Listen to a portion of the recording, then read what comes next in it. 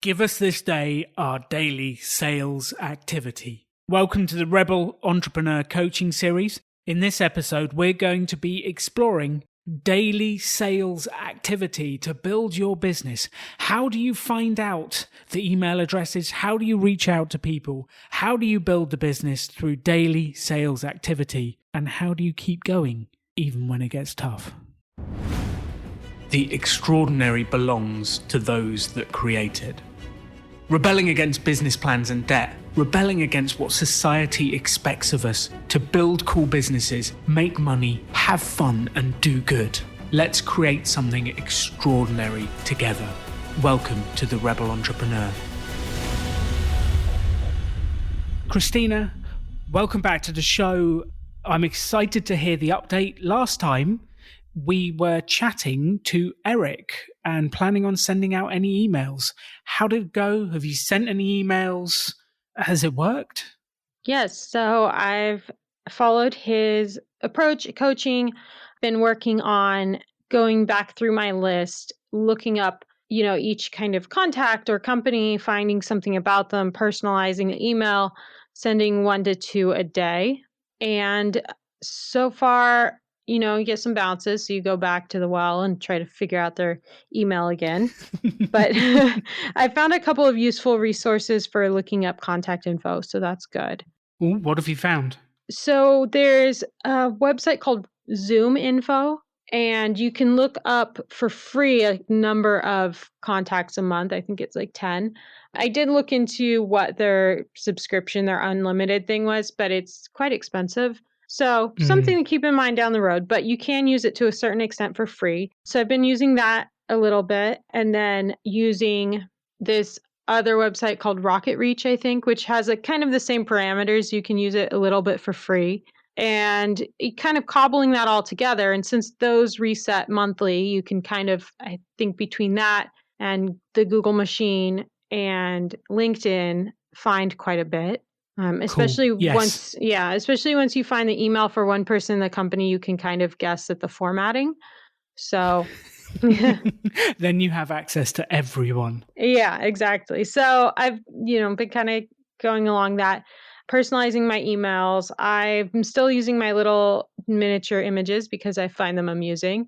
So I just kind of added them in there as a fun thing.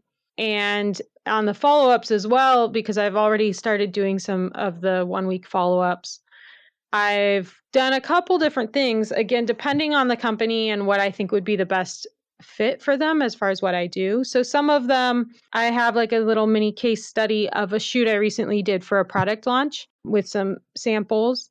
So that has been one of my follow-ups. And then another follow-up is a couple of recipe cards with the images of the cocktails I took as well. So depending on what I think is the best fit, I'll send one of those in the follow-up. And then the second follow-up, I may send the one I didn't do before, like also I do this. So, but we haven't got there yet. We haven't gotten to second follow-up yet.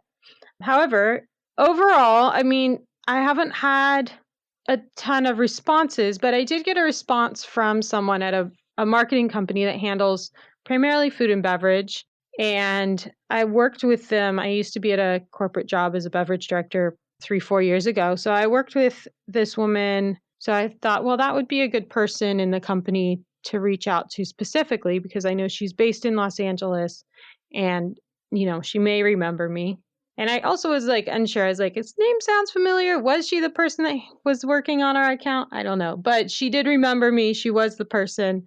And she said, exactly kind of what I expected. Like, we do a lot of in-house photography, but we do hire outside as well from time to time. So I'll definitely share your info with my team. And she said, oh, how are you? And I missed the boardroom, which was the bar that I ran. So I thought that was a good opening to be like, I miss it too. And I just miss bars in general, how are you doing in the pandemic? And so I just kind of emailed back with that kind of a little more conversational. And I also included that little mini case study of the recipes specifically, because if they have in-house photography, that's great. But do they have in-house mixologists for their spirit brands? So that's kind of where I went with that. Cool. So we've had one solid response that you've had a little bit of dialogue with. And that's the big lead at the moment. But it's more of a, we do this from time to time and we'll get back to you when we have something than an actual lead. Yeah. Cool. So we're waiting for the other emails and we're just going through the process of sending them each day and waiting to see what happens. Yeah. And I mean, I kind of am inspired to send, I've been sending 1 to 2 a day, but I think I'm inspired to send more if I can. Just, I kind of want to throw more darts and see which one lands, I guess. I would definitely do that if you can. And I think there's this period, Christina, when you're launching your business. And my wife, Katie, she loves to say it's not linear. She actually swears. She says it's not, insert expletive, linear. And we expect that results in life are linear, i.e. I send one email, or I send 10 emails, I get one client. I send 10 emails, I get one client. And it's just, life isn't like that. There is an entire period of work you do that you work. And then all of a sudden the results come faster later. And it's actually getting through that period where you're going, I'm doing all the right things. I'm working hard. It's just that keep going mentality. I'm just going to keep going. I'm going to keep getting out there. And I think that's the stage we're in right now, isn't it? Yeah, definitely. So what gives you hope with this whole process? I think part of it is that I'm now having fun with it, especially after working with Eric, because the way he really like structures everything, with how he personalized the emails and like, really making sure that I'm looking for something they've actually worked on and bringing it up. And then also, between also what you've said and what he said, it like not, I guess, forcing on them what you want to do for them, but here's my experience. I'm qualified, being able to prove you're qualified, and then saying, how can I help you? But then also kind of being specific about, look, I know Great Images can do this, right? So I think it's all those pieces of that put together, they make it very guilt-free, because I've always dealt with this like sales guilt, right? You're like, oh, I'm going in and I'm trying to get someone's money, right? And they might not have money and they're on a budget and life is hard. And I'm probably just projecting my own stuff onto people. So I've always felt really shameful about sales. But I think between, the approaches you've taught and then Eric's approach, I feel like now I'm putting my best foot forward that says, I want to help you. How can I do that with my skills? So therefore, I feel like a lot of the shame of it has melted away, because I feel like I am really authentically, offering to help with something. I love that. And that's the key bit, is you feel like you're actually making a difference to the people you're going to. I have something of value. It's good. Hear me out. I think then it makes it really easy. And that was definitely the big change for me. Was originally sales felt like I was taking money from people, whereas later on in life, I realized that sales was giving. Yeah. And if I could sell them something, I could help them, I could improve their situation. And that changes the game. Then you're kind of more comfortable, right? Do the call, make friends, see what happens. And sales becomes fun after a while. Like, you're meeting new people. It's interesting. Yeah, that is true. It's, I just think there was a lot of weird guilt, like bad stuff that was keeping me from really enjoying the process. And that's kind of melted away in the last 2 weeks, which is really, really amazing. I love that. And one thing to realize is whenever anyone says, I don't have the money, it's not true. They normally have the money. It's just they're deciding not to spend it with you. Right. And that's something I had to realize over the years, is it's an easy objection. I don't have the money. I don't have the budget. It's a very easy objection, but that's not normally the reason. The reason is normally they don't see the value. Yeah. I.e., you're charging me and like, I don't know why I'm going to spend this money, so I'm just going to say it's too much. I don't have the money. That's an easy way out. And what I've learned is you have to kind of go back into, well, okay, tell me about what you are working on or what's the problem we're fixing. And you kind of need to work on uncovering the problem more and finding and showing the value. But that's what you're doing. And I love that. So it sounds as though the next step is just, let's keep going. Let's get out there and let's review once you've sent a few more. Does that sound about right? Yeah, I think so. And I think this is a really great time. I think, I know the holidays are really hectic for everyone, but I think this is also a good time to start attacking like late December through early January, because people are start to think about the new year and planning their new, launches, promos for 2021. So I think it's great timing.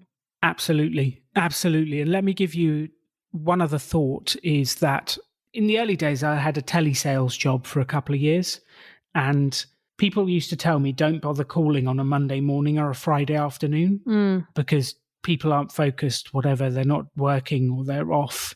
And I actually found that Friday afternoons were my best time because people were relaxed. The weekend was coming. It was almost as if the pressure was off for some people. And I would ring and they'd be more likely to chat to me. And the second thing I found was if I rung before work started, I would skip straight past the receptionists because they weren't there yet. And I'd end up speaking directly to the right people.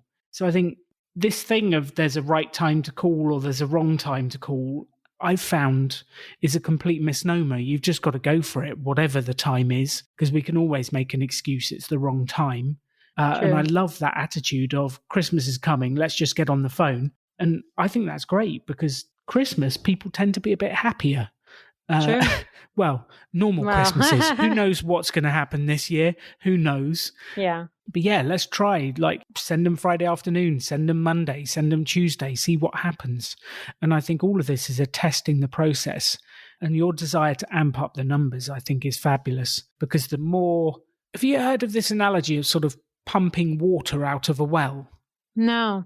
If you imagine a big, deep well with a pipe that runs down to it and a pump at the top with a great big handle, and you Mhm. have to pump the handle up and down. I'm doing it right now. I don't know why, because no one will be able to see me on a podcast, but I'm doing it. You have to pump the handle up and down. You're pumping and you're pumping and you're pumping, and nothing comes. Yeah. And if you keep pumping, all of a sudden the water will start to flow. But you have to do that work. You have to do that pumping. You have to plant those seeds. You have to do that thing before it Yeah. comes later on. And the quicker we can pump, the quicker we can put things out, the bigger we go, the more likely we are to find someone that goes, oh, yeah, we need that exactly right now. Yeah. And this is the perfect time to get in their minds for their 2020 plans. And maybe that's what we can start with different emails doing afterwards, is starting to talk about what their 2020 plans are and what they're doing and that sort of stuff. Yeah. And I think the trick with the water pump is that a lot of times you go, oh, well, the water should have been here before. And then you just quit, right? And then, but you have to keep going even past when you're like, okay, my arms are tired. It's always like right after that point that, pays off. It is always right after that point. You're exactly right. But I think when I was first starting out in business, I'd pump the handle 3 or 4 times, nothing would come, and then be like, oh, this doesn't work. And I'd go back to doing something else. And I just didn't understand that it's the persistent work over time that creates the results. And it's not linear, it's exponential. Yeah, that's definitely been my experience in every previous scheme of mine. I don't even want to call it business idea, but yeah, it's oh, well, I gave it a few shakes. Nothing's happening. Nothing's happening. Come on. Yeah. So, cool. That's the plan. Let's stick at it. For the use of the analogy, let's keep pumping the pump until we get there and see what comes out by the next 2 weeks. What else are you working on? Is there anything else that we can help you with before that period? Or do you think it's just, let's just stay the course and keep going?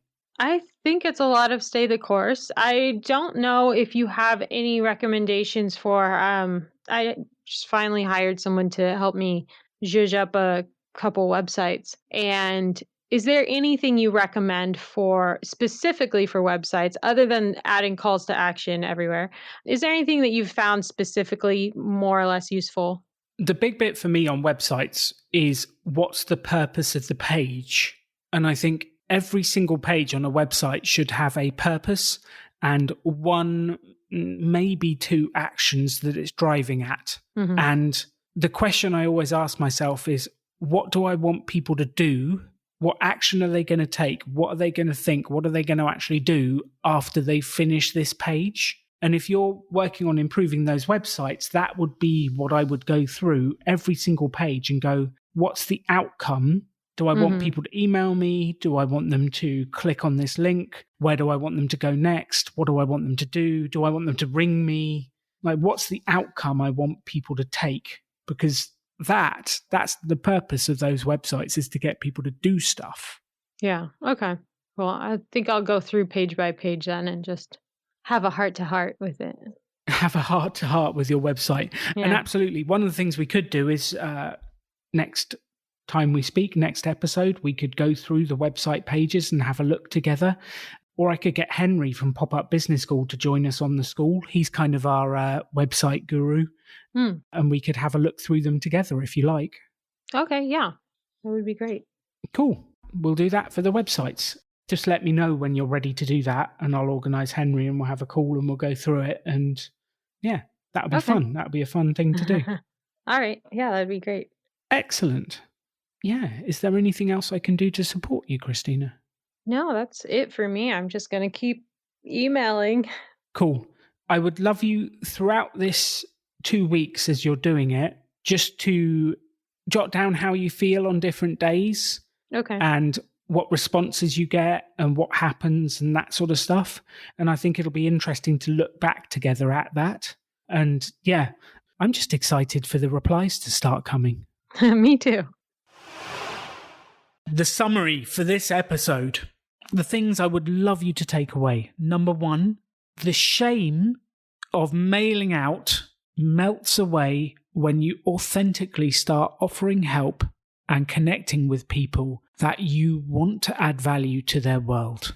This is what happened for Christina. This is what happened for me. This is what happens to the people that we coach at the Pop-Up Business School, the Rebel Business School. It's when you authentically start reaching out and saying, I've got something that can help you. I've got something that can assist you. I've got something that will make your life better. That is what sales is all about. It's reaching out and fixing problems for other people and then charging them for it. So work out how what you do helps people. And I don't care whether it's art that inspires people, that gives people happiness. I don't care whether it's food. Well, we all know how that helps people. If you've got a food business, come to me and sell it. I don't care what it is. Your business helps someone in some way. Tune into that. Reach out. Find out if people have the problem that you're fixing and connect with it and help them. That's how you start to become more authentic and feel confident and comfortable selling.